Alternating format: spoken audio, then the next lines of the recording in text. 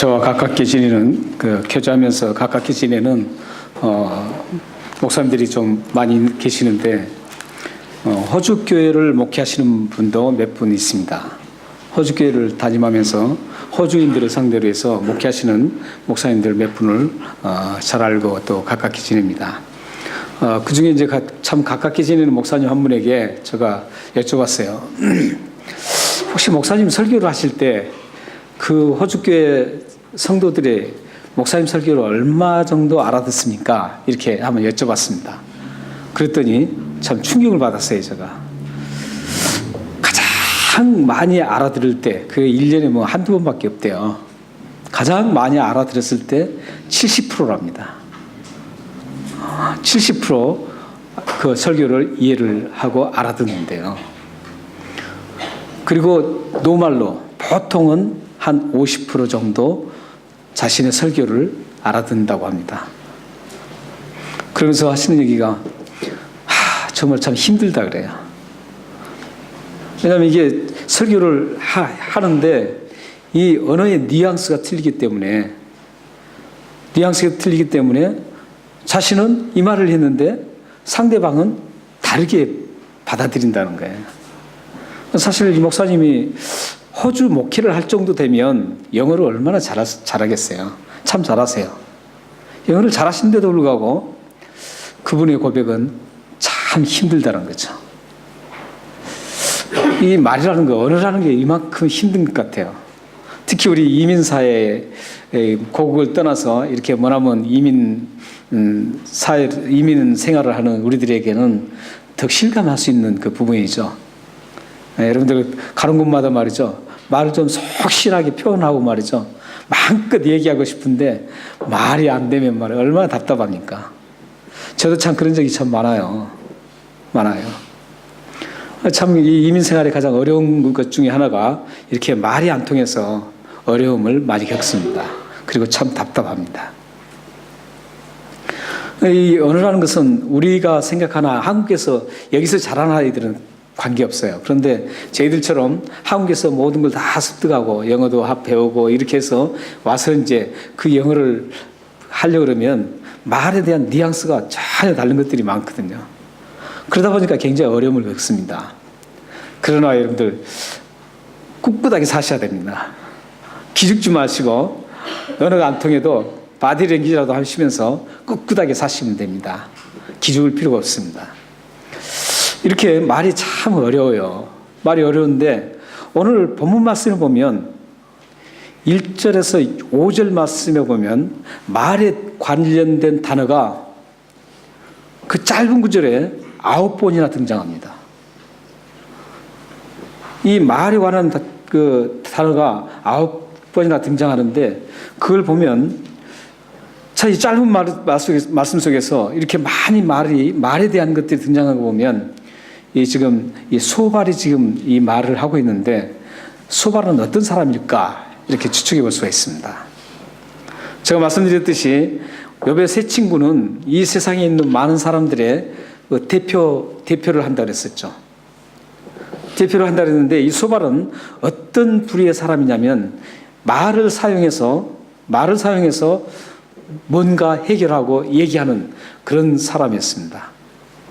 그러니까 변론가라든지 문학가라든지 뭐 이런 분들이죠. 그러니까 주로 말을 사용해서 뭔가 일을 하는 분들, 이런 분들에 속한 분이 이 소발입니다. 그러니까 상당히 논리가 정연하죠. 그래 말에 대한 관심이 굉장히 많습니다. 그래서 오늘 말씀도 보면 논리가 아주 굉장히 정확해요. 아주 정확해요. 너가 이렇게 했기 때문에 이렇다. 이렇게 정확하게 말의 구조를 정확하게 탁탁탁 짚으면서 욥에게 지금 대화하는 장면이 나타나고 있습니다. 그러면 분명히 아마 변론하는 말을 피우는 이런 종류의 그 현대인을 치면 그런 종류의 사람이라고 보면 되겠습니다. 이런 사람도 말로 막 위로를 하려고 해도 욥은 위로를 받지 못하고 있습니다. 지금 두 친구가 와서 욥에게 지금 위로를 해주려고 왔지만 지금 전혀 욥에게는 위로가 안 되고 오히려 혼란과 또 더 큰 상처를 남기고 지금 있습니다. 그런데 오늘 이 소발은 그 두 친구보다도 더 큰 상처를 남기고 있습니다. 아주 말을 주로 사용하는 사람이기 때문에 아주 조목조목하게 말로 이 욥을 아주 처참하게 짓이겨 놓고 있는 것을 볼 수가 있습니다.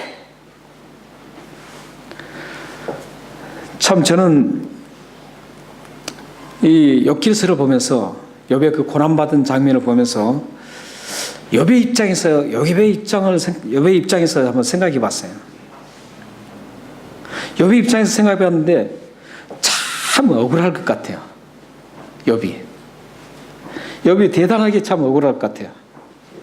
예를 든다면 자신이 사업을 하다가 좀 잘못해서 그 사업이 망하고 재산을 다 잃었다라면 뭐 자기가 잘못했으니까 저 사람은 잘못했으니까 이럴 수밖에 없지, 이렇게 할 수가 있잖아요. 그런데 욥은 전혀 그런 것이 없어요. 갑작스럽게 하루아침에 재산이 다, 그 엄청난 재산이 하루아침에 다 날아가 버려요. 얼마나 억울하겠어요. 자녀들도 그래요. 자녀들도 예를 들어서 지금 현대식으로 한다면 자신이 자동차를 몰고 가다가 드라이브를 하다가 어떤 자기의 부주의로 사고가 나서 죽었다라면 그건 뭐 자기 부주의니까 그래도 슬프고 마음이 아프겠지만 그래도 덜 억울할 것 같아요. 그런데 이 욥은 폭풍이 와서 말이죠. 갑작스럽게 재밌게 지금 화목하게 사랑하며 서로 교제하는 그 장소에 하필 폭풍이 불어서 집이 무너져서 10명의 자녀가 한꺼번에 다 죽어버리는, 얼마나 억울하겠어요. 참 대단히 억울하다고 생각했어요, 저는. 욥이 정말 참 억울할 것 같아요. 그래서 욥이 얼마나 억울했으면 그 헤아릴 수 없는 그 아픔, 그 억울함을 꼭 참고 있었죠. 참고 있다가 세 친구가 이제 다정했던 그 세 친구가 자기에게 방문을 온 거예요. 그러자 어떻게 해요? 지난번에 저희들이 나눴던 것처럼 그 친구들을 보는 즉시 막 이제 말을 막 쏟아내는 거예요. 그동안에 억눌리고 막 몸으로 그 모든 것을 다 이겨나가던 그 욥이 친구를 만나자, 다정했던 그 친구를 만나자 그냥 말을 마구 쏟아내는 거예요. 그렇다면 그렇게 말을 막 쏟아냈을 때 친구들이 그 말을 잘 듣고 잘 이렇게 해서 위로해주고 이랬다면 얼마나 좋겠어요. 그런데 그 욥이 말을 많이 할 때 이 다정한 친구들이 어떻게 반응하는지 우리는 지금까지 한번 쭉 보고 있습니다. 이 욥기에 보면 욥하고 친구들하고 대화 구조를 봐도 욥이 얼마나 말을 많이 하는지 알 수 있어요. 한번 여기 띄워보겠습니다. 저기 보십시오. 욥과 친구들의 대화 구조입니다. 3장에서 욥이 이제 얘기를 해요. 저기는 한 장만 하고 있죠. 엘리바스가 이제 2장을 해요. 근데 뒤부터 보세요. 욥이 이제 6장, 7장을 얘기를 해요. 그래서 빌닷은 한 장만 얘기하고 있어요. 그리고 욥이 또 9장, 10장 또 2장을 또 얘기를 해요. 그러자 소발은 또 한 장만 얘기해요. 계속적으로 저는 순서로 가요. 그러니까 욥이 굉장히 말을 많이 하는 거예요. 근데 처음에 한 장밖에 못 했어요. 왜 그랬을까요? 그만큼 힘들었어요. 굉장히 힘들어요. 아프고 굉장히 아픈데 그 아프기 때문에 어떻게 말을 많이 하겠어요. 그런데 친구들과 대화하다 보니까 친구들이 위로를 해주는 게 아니라 도움을 주는 게 아니라 오히려 더 자신을 더 아프게 만들고 하니까 이제 그 마음의 아픔을 다 토하면서 이제 더 말을 많이 하게 되는 거예요. 욥이 말이죠. 저렇게 말을 많이 할 수 없는 입장이에요. 그렇잖아요? 재산 다 날렸죠. 무슨 말이 나오겠어요? 사랑스러운 10자녀 다 죽었죠. 무슨 말을 할 수 있겠어요? 자신은 말이죠, 막 골마 터져서 말이죠, 온몸이 발가락에서부터 이 정수리 머리끝까지 말이죠, 온 데가 종기가 나고 고름이 나고 피가 터지고 막 긁고 귀화장으로 긁고 이러는 지금 형편인데 무슨 말이 나오겠어요? 그럼에도 불구하고 욥이 저렇게 말을 많이 한다는 것은 지금 이 친구들의 문제가 상당히 심각한 거예요. 얼마나 친구들이 욥을 마음이 아프게 하고 너무 고통을 줬으면 말을 그 힘든 중에서도 저렇게 말을 계속 많이 하고 있다는 거죠. 친구들보다 더 말을 더 많이 하고 있어요. 이렇게 욥이 막 말을 하고 있었는데 그걸 가만히 듣고 있던 소발이 이제 말을 하기 시작합니다. 소발이 말을 하는데 그 소발이 말하는 대목이 지금 오늘 본문입니다. 오늘 말씀이에요. 이 소발이 지금 어떻게 말을 합니까? 2절 보십시오. 2절에서 욥이 말을 많이 했다 그러죠. 욥이 말을 많이 했어요. 그래서 욥이 말을 많이 하는 것을 듣고 자기가 말을 하지 않을 수가 없어서 지금 말을 한다는 거예요. 지금 2절이. 욥이 지금 말을 하는데 도저히 그 욥을 말 많이 하는 욥을 가만히 두고만 볼 수가 없어서 자기가 말을 하지 않을 수 없다. 이게 지금 2절입니다. 그리고 또한 그렇게 하면서 또 뭐라 그래요? 2절에 욥은 그래서 어리석다 이렇게 하랍니다. 이것은 한마디로 그 소발의 입장에서는 지금 어떤 생각을 가지고 있냐면 잠언 14장 15절 말씀처럼 말을 많이 하는 욥은 하나님을 믿는 것이 믿을 수 없다는 거죠. 그러니까 말을 많이 하는 사람은 믿을 수 없다는 거예요. 예, 띄웠네요. 예, 한번 읽어볼까요? 자, 시작. 어리석은 자는 온갖 말을 믿으나 슬기로운 자는 자기의 행동을 삼가느니라. 그러니까 저기는 지금 어리석은 자는 온갖 말을 다 믿는다는 거죠. 그런데 욥이 그렇게 말을 많이 하지만 자기는 슬기로운 사람이기 때문에 어리석은 자가 아니기 때문에 욥의 말을 믿지 않는다는 거죠. 그러면서 욥이 어리석다라는 거죠. 한마디로 자기는 슬기로운 사람이라는 거예요. 욥은 어리석고 이 말을 지금 2절에서 하고 있는 겁니다. 제가 사실 이제 이렇게 쭉 함께 관계를 맺으면서 대화하다 보면 상대방의 말을 들으면서 어떤 분들은 그래요. 참 어리석게 취급하는 경우도 있어요. 상대방이 말을 이렇게 같이 대화하다 보면 어떤 분은 그 상대방의 말을 굉장히 무시하고 어리석게 취급한 분들이 들어 있습니다.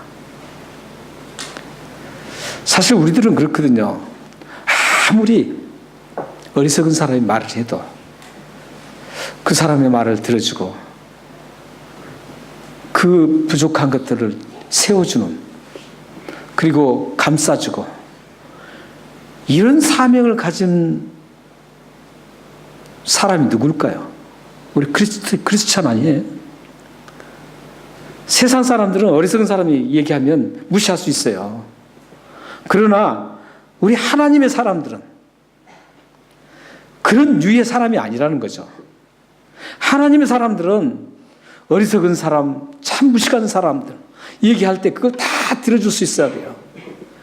다 들어주고 그 사람 부족한 걸 세워주고 채워주고 실수한 걸 다 감싸주고, 이게 크리스천 아니겠어요? 지금 소발 같은 경우는 어때요? 감싸준 게 하나도 없어요. 지금 소발은 이제 욥이 너 말만 한 거 지금 다 들어봤는데 너 정말 어리석은 사람이야. 나처럼 좀 슬기로운 사람 돼봐라고. 도저히 그 어리석은 말을 내가 들을 수 없어. 들을 수 없으니까 너에게 한마디 해주겠다. 이거예요 지금. 그러면서 또 하는 얘기가 3절에 말이죠. 이제 더 심한 말을 하기 시작합니다. 3절을 보세요. 소발은 욥을 지금 거짓말쟁이로 비웃음을 하는 사람으로 지금 아주 메모리를 하고 있습니다. 지금 욥이 그 말을 많이 하는 것들을 그 말들을 다 거짓말로 지금 보고 있는 거예요. 그리고 그 말하는 것들이 모두 비웃음으로 지금 보고 있는 겁니다. 그렇게 지금 욥을 완전히 폄하하고 있습니다.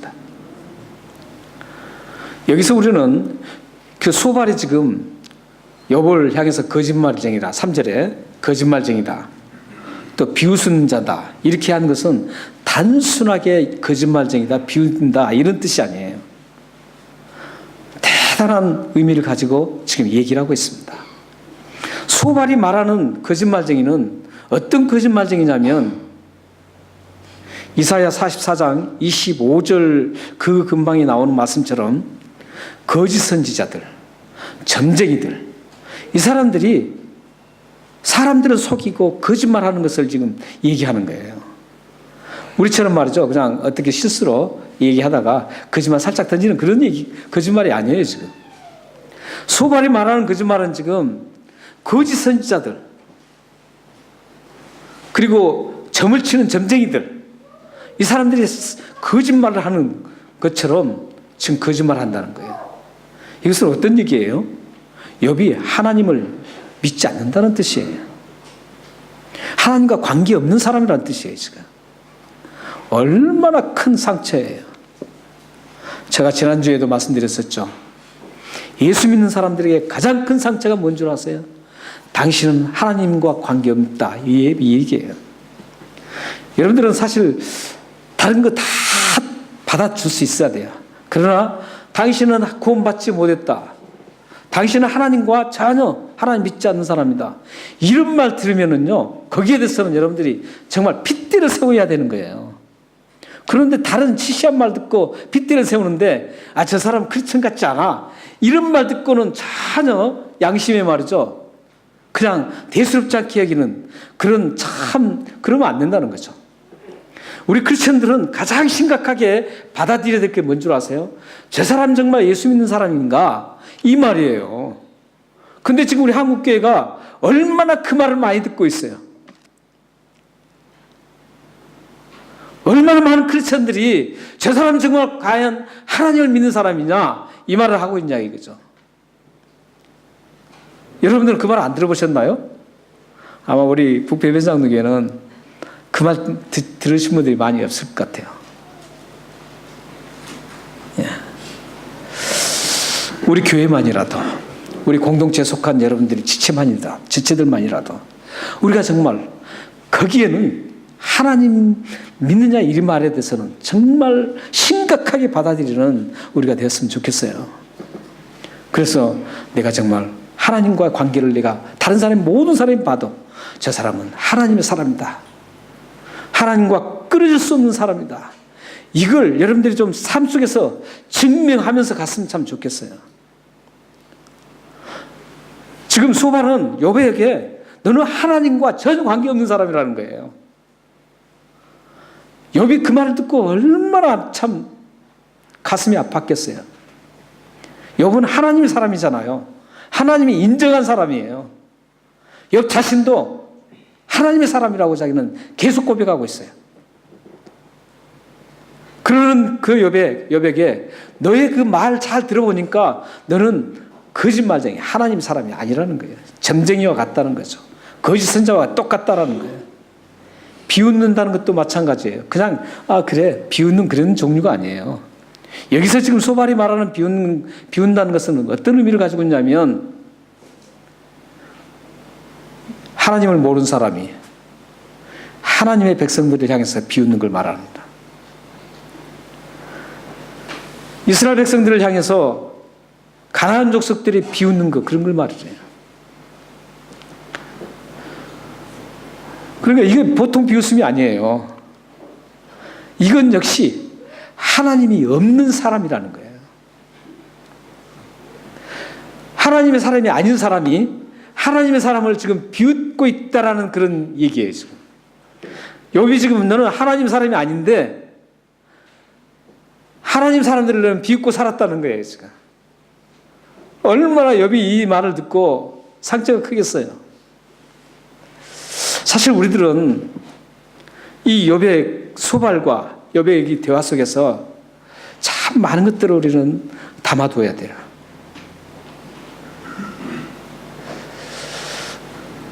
말 한마디를 해도 참 잘해야 되거든요. 근데 이 소발은 아까 말씀드렸듯이 언어를 사용해서 뭔가 하는 그런 유래의 사람이라는 거예요. 그런데 그 말을 가지고 잘 사용하면 얼마나 좋겠어요. 이 사람은 말에 대해서 얼마나 정교하게 정제된 언어를 사용할 수 있고, 이 사람은 논리적인하게 참 좋게 사용할 수 있는 사람이거든요.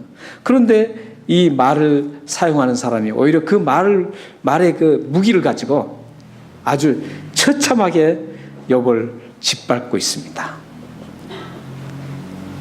여러분, 우리들의 삶 속에서도 참 조심해야 될 부분이죠. 여러분 삶 속에서 우리 지체들과 관계 속에서도 또 가정에서도 모든 곳에서 우리 말 사용, 말하는 게 참 중요합니다. 이 말의 위력이 대단하거든요. 그 말에 의해서 한 사람이 죽을 수도 있고 한 사람이 살아날 수도 있습니다. 이렇게 지금 소발은 이 욥이 거짓말쟁이고 비웃는, 하나님과 관계없이 없는 사람이라고 지금 이렇게 쏘아붙이고 있습니다. 그래서 지금 4절에서 지금까지 친구인 엘리바스나 빌닷이 지금 얘기를 했잖아요. 먼저 두 친구가 지금 얘기를 했어요. 그 얘기를 다 지금 소발이 듣고 있었거든요. 그리고 욥이 또 다시 얘기하는 것도 다 듣고 있었어요. 들었는데 듣고 있던 이 소발이 도저히 참지 못하는 거죠. 4절에서 그렇게 얘기하잖아요. 너는 그렇다는 거예요. 한마디로 빌닷이라든지 엘리바스가 얘기했던 그 얘기를 잘 듣고 인정하라는 거예요. 그들이 뭐라 그랬어요? 빨리 너 죄를 이실직고 하라는 거예요. 지금 왜 하나님은 다 알고 계시는데 너 혼자 지금 깨끗한 척 하느냐, 지금 숨기고 있느냐 이거거든요. 그러니까 빨리 이실직고 하라는 거예요. 지금 이렇게 지금 소발이 아주 몰아붙이고 있습니다. 이게 지금 4절이에요. 그래서 지금 이 5절 6절에서는 이제 친구에게 하지 말아야 할 말까지 합니다. 5절 6절 제가 한번 읽어드리겠습니다. 한번 보세요. 하나님은 말씀을 내시며 너를 향하여 입을 여시고 지혜의 오묘함으로 내게 보이시기를 원하노니 이는 그의 지식이 광대하심이라. 하나님께서 너로 하여금 너의 죄를 잊게 하여 주셨음을 알라. 이게 무슨 말인 줄 아세요? 하나님은 너 죄 다 안다는 거예요. 다 알아. 아는데 지금 너 죄 진 것만큼 너에게 지금 징계를 하지 않았어 이거예요. 그런데 앞으로 너가 계속 이렇게 나가면 더 큰 징계를 하나님께서 너에게 내리실 거다. 경고를 주고 있습니다. 지금 5절 6절 말씀이 그거예요. 지금 얼마나 잔인한 말입니까? 대단한 잔인한 말이죠. 지금 욥이 어떤 형편이에요? 지금 처절하게 처참한 지경에서 지금 자기 생명도 자기 육체적인 목숨도 지금 달랑달랑하는 그런 아픔 속에서 지금 몸부림치고 있는 사람이에요. 그런데 거기다 대고 너 지금 그렇게 하는 것은 지금 아무것도 아니야. 너가 지금 우리들이 얘기하는 빨리 너가 이실직고 하지 않으면, 너 죄를 이실직고 하지 않으면 너는 더 큰 징계를 받을 거야 하나님께서. 이렇게 지금 얘기하고 있다는 거죠. 야, 참 무서운 사람이죠. 말을 사용한 사람이 이 정도로 무섭게 지금 하고 있습니다. 여러분들의 말 속에서 한 사람이 참 힘들고 고통을 다 받고 있어요. 그분이 설령 잘못해서 지탄을 받고 있다고 생각하세요. 그랬을 때 여러분들은 그분에게 잘못했을 때 그 사람이 어떻게 다가가면 좋겠어요? 크리스천으로서, 하나님의 자녀로서 그 사람을 어떻게 대하는 게 좋겠어요? 그래, 너 그 죄를 지었어. 너 잘못했기 때문에 이래. 그런데 너 빨리 그 회개하지 않으면 더 큰 하나님의 징계가 있을 거야. 그 빨리 회개해. 왜 그러고 있나? 이렇게 하면 좋겠어요? 아니면 그래, 너가 분명히 지은 것은 잘못이야. 그러나 하나님은 그 죄를 다 용서해 주신다고 했어. 용서해 주기 때문에 하나님 앞에 내놓고 고백하면 하나님께 다 용서해 주시면서 더 큰 축복으로, 더 큰 하나님의 은혜를 주실 겁니다. 이렇게 얘기하면 얼마나 좋겠어요. 우리는 이 죄를 대하는 자세가 참 좋아야 돼요. 율법적인 그 죄를 대하는 자세는 뭔지 아세요? 율법적인 건 율법과 복음의 차이가 그거예요. 죄를 대하는 자세가 틀리다는 거예요. 율법은 죄를 딱 진 걸 보면 바로 그 죄를 지적하면서 정죄를 하는 겁니다. 당신 왜 그러느냐? 당신 그렇지 않으면 큰일 난다. 이렇게 하는 거예요. 그러나 복음은 뭔지 아세요? 죄를 지었을 때는 죄를 인식만 시키는 거예요. 깨닫게 하는 거예요. 그래서 율법은 죄를 깨닫게 하는 거라고 로마서에 말씀합니다. 죄를 깨닫게 하는 거예요. 그래야 다시 안 짓거든요. 그러니까 방법론이 참 중요해요. 깨닫게 해요. 그러면서 말씀하시는 게 복음으로 들어가야 되는 겁니다. 예수 그리스도가 우리를 죽으신 이유가 뭐예요? 십자가에서 예수님이 죽으신 이유가 뭐냐고요? 예수님이 십자가에 죽으신 이유는 우리의 그 추락하고 죽을 수밖에 없는 죄를 용서해 주시기 위해서 십자가에서 돌아가신 거 아니에요? 그게 복음이라고요. 그렇다면 우리들도 복음적인 접근을 해야 되는 거예요. 죄에 대해서. 아무리 큰 죄를 지었어도 잘못을 했어도 하나님께서 사함의 은혜를 주신다고. 예수 그리스도를 믿으면 다 용서받는다라고 말씀을 해주셔야 돼요. 요즘에 우리는 사실 믿지 않는 분들이 자꾸 공격하니까 거기에 주눅을 들어요. 왜 죄를 짓고 또 회개하느냐? 죄 짓고 또 회개하느냐? 그건 당연한 원리예요. 그 당연한 성경적인 원리예요. 그건. 이제 거기서 우리는 한 가지 좀 조심해야 될 건 있죠. 어떤 걸 조심해야 돼요? 죄를 짓고 말이죠. 아무 생각 없이 또 그 죄를 짓고 반복해서 사람들에게 믿지 않는 사람들이 지탄받는 그걸 말하는 건 아니죠. 그건 조심해야 되죠. 죄를 지으면 그 죄에 대해서 십자가에 죽는다 그러는 거예요. 십자가가 어떤 겁니까? 그냥 웃으면서 이런 십자가인가요? 아니에요. 처절하게 아픔이 있어야 되는 거예요. 죄를 지으면 웃으면 안 돼요. 처절한 아픔을 가지고 하나님 앞에 나와서 회개해야 되는 거예요. 이 부분을 여러분들이 참 잘 하셔야 돼요. 그래서 다른 그 어떤 우리 지체들 중에 잘못했을 때 복음적으로 다가가셔야 됩니다. 그래야만 그들이 하나님을 더 깊게 이해할 수 있고 또 상처받은 걸 다 감쌀 수가 있어요. 아무리 잘못했어도 여러분들은 그리스도의 복음의 사람이기 때문에 복음적으로 그들을 대해야 합니다.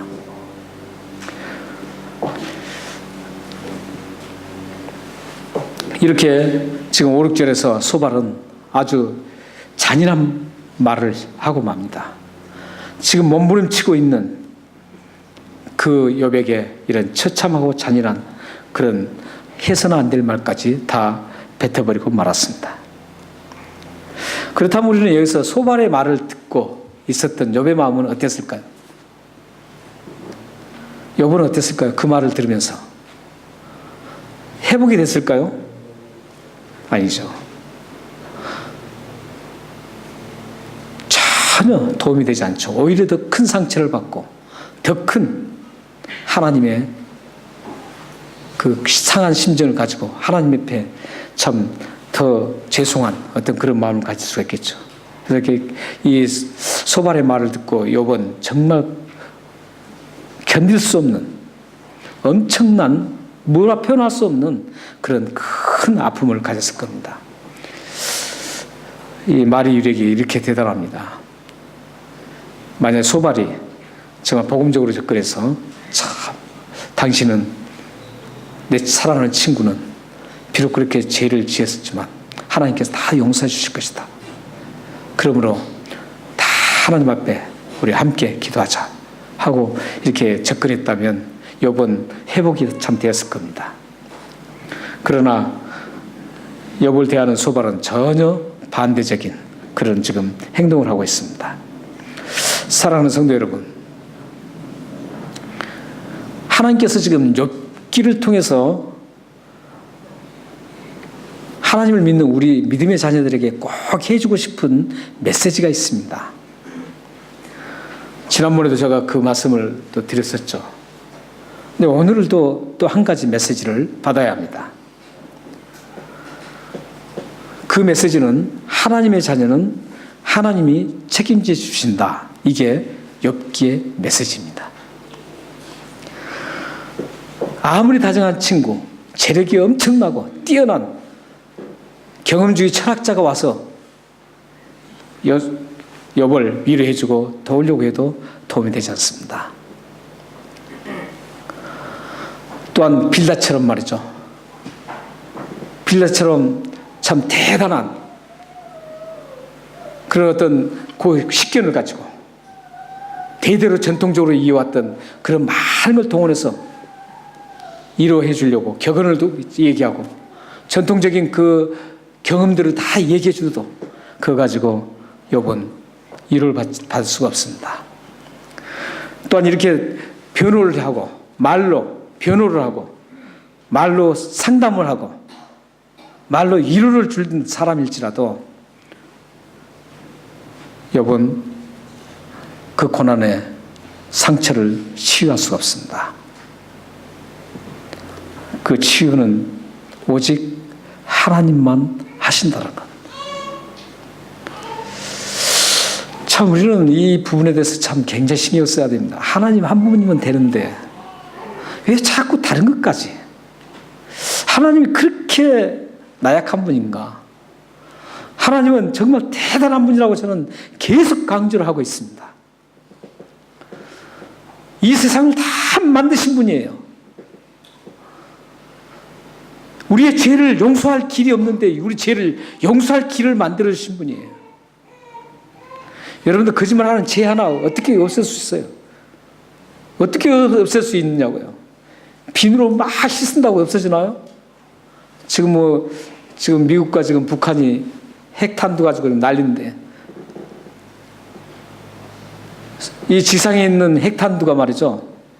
이 지구를 160번 이상을 다 없앨 수 있는 그런 핵탄두를 지금 이 지상에 가지고 있어요. 근데 그 핵탄두 가지고 그 죄, 거짓말하는 죄를 하나 터뜨려서 없앨 수 있나요? 없어요. 여러분 죄 하나 다 없앨 방법이 없어요. 이게 대단한 거예요. 여러분들 죄를 용서받는다, 죄를 없앤다 이 방법이 그 보통이 아니에요. 예수 그리스도의 죽으심, 십자가의 죽으심으로 그걸 깨끗하게 제거해 주신다는 그 하나님의 방법. 이거 외에는 다른 거 없어요. 이거 외에는. 그런데 예수 아니고도 구원받는다는 사람들이 지금 그 대형교회 목사들이 말이죠. 일어나고 있으니 얼마나 이게 답답한 얘기예요.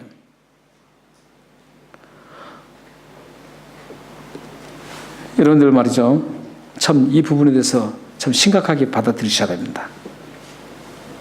하나님, 그 위대하신 하나님 한 분이면 못할 것이 없는 하나님이세요. 끝나는 거예요. 끝나요.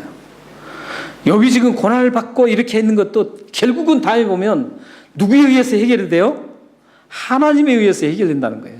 이게 지금 욥기를 통해서 우리에게 주시고자 하는 메시지라는 겁니다.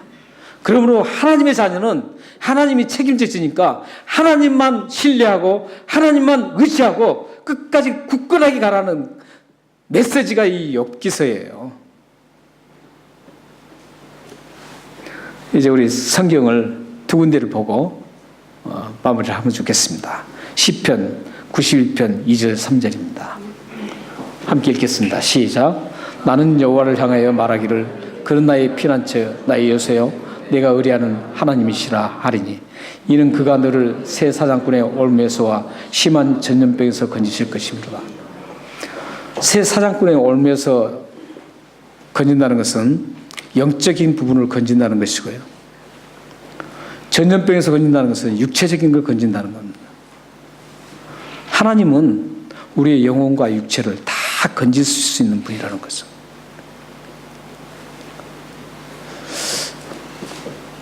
여러분들 시편 91편 1절부터 16절이거든요. 16절까지 있는데 이 구절은 여러분들이 일주일에 한 번씩 꼭 읽고 묵상하십시오. 거기 보면 지금 여기 간단하게 지금 제가 이것만 소개했지만 거기 보면은 뭐 하나님을 의뢰하는 사람, 하나님 한 번 믿으면 다 된다라고 생각하는 사람들, 이 사람들이 어떤 보호를 받는가를 16절까지 쫙 써놨어요. 어떨 때도 하나님은 의뢰하는 사람을 확실하게 보호해 주시고 하나님께서 책임져 준다는 것을 이 시편 91편 1절에서 16절까지 쭉 기록해 주고 있습니다. 그걸 다 지금 이 얘기를 말씀 못 드리는 거예요. 그렇기 때문에 여러분들이 이 시편 91편 1절에서 16절을 여러분들이 일주일에 한 번 정도씩 꼭 읽으시면서 묵상해 보세요. 그러면 여러분들은 자신도 모르게 하나님을 강하게 신뢰하고 어떤 어려움과 힘든 거 있어도 인간의 방법을 동원하지 않고 사람을 의지하려고 하지 않고 하나님 그분만을 의지하려고 담대하게 나갈 수 있는 힘이 아마 솟구칠 겁니다. 꼭 여러분들을 추천합니다. 이 말씀을 일주일에 한 번씩 여러분들이 꼭 묵상했으면 좋겠습니다. 이 말씀은 어떤 말씀인가요? 베드로전서 1장 24절 25절 보면 이렇게 말씀하셨던 시편을 말씀하셨던 분이 누구예요? 하나님이세요. 이 말씀은 베드로전서에 보면 모든 하나님 말씀을 아울러서 지금 말씀하는 베드로전서 2장 1장 24, 25절입니다. 한번 같이 읽겠습니다. 그러므로 모든 육체는 풀과 같고 그 모든 영광은 풀의 꽃과 같으니 푸른 마등은 꽃은 떨어지되 오직 주의 말씀은 세세토록 있도다 했으니 너에게 전한 복음이 곧 이 말씀이니라. 이 성경 말씀이 복음이에요. 복음은 우리를 하나님께서 살린다는 게 복음이에요. 누구를 통해서? 예수 그리스도를 통해서 살린다는 게 이 성경 말씀입니다. 이 성경 말씀은 어떻다고요? 모든 육체, 모두라고 써 있어요. All flesh, all 그린 그라스라 그러죠. 또 모든 꽃, all flower, 모든 것들, 이 세상의 모든 것들은 다 마르고 떨어지고 사라집니다. 그렇지만 오직 하나님 말씀, 이 복음의 말씀만은 세세토록이란 뭐냐면 천국에 갔을 때까지도 얘기하는 거예요. 한 번도 이 말씀 사라지질 않는다는 거예요. 영원토록 이 말씀은 계속적으로 남아있습니다. 다른 건 다 사라지고 그러지만 이 말씀은 확실하게 남아있습니다. 시편 91편 1절에서 16절 말씀도 하나님 말씀이에요.